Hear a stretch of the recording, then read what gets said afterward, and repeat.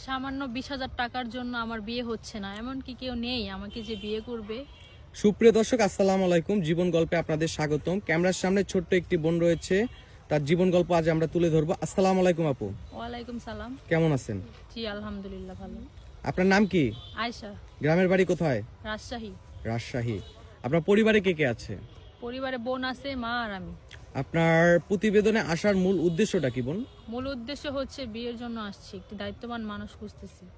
কেমন মানুষটা কেমন হতে হবে? মানুষটা যেমনই হোক, কিন্তু দায়িত্ববান হলেই হবে। আচ্ছা, যদি মানুষটার একটা পা না থাকে বিয়ে করবেন? সে যদি আমাকে চালাইতে পারে বা তার যদি মানসিকতা বা মন মানসিকতা ভালো থাকে তাহলেই হবে। মাশাআল্লাহ। আচ্ছা, আপনার বর্তমান বয়স কত? 24 শেষে 25 পড়ছে, মানে 25 রানিং। পড়াশোনা কতটুকু? Inter first year. Inter first year.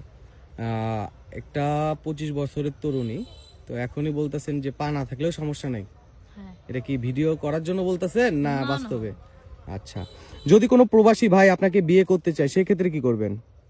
করব, মানুষটার বয়স যদি থাকে 50 কিংবা 60 বছর, সমস্যা নেই। কোনো সমস্যা নাই? না। সুপ্রিয় দর্শক, আপনাদের উদ্দেশ্যে বলি, কেউ যদি বয়স্ক ভাইও থাকেন যে ওনার দায়িত্ব নিতে চান আয়শাকে আমি বিয়ে করব, তাহলে তার কোনো সমস্যা নাই। কারণ সে বলেই দিয়েছে বয়সটা কোনো ফ্যাক্ট না, ফ্যাক্ট হলো একটা ভালো মন।